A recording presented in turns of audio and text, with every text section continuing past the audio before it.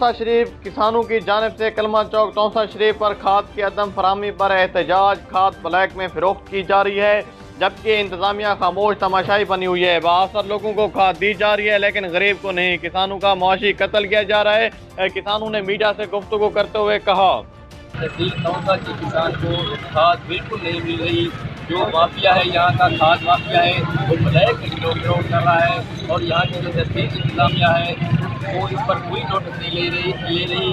हम वज़ीर-ए-आला पंजाब सरदार उस्मान बुज़दार साहब का ये शहर है, अगर यहाँ ये हालात है किसान की तो पंजाब के किसानों का कहना है कि वज़ीर-ए-आला पंजाब सरदार उस्मान बुज़दार के अपने आबाई इलाके में ये हालात हैं तो पूरे पंजाब में क्या होंगे। किसानों के मुआशी कत्ल किया जा रहा है, फसलें तबाही के धियाने पर हैं और नहरें बंद होने वाली हैं। उन्होंने वज़ीर-ए-आज़म से मुतालबा किया है कि फील्ड फॉरेस्ट का नोटिस लिया जाए और माफिया को पकड़ा जाए।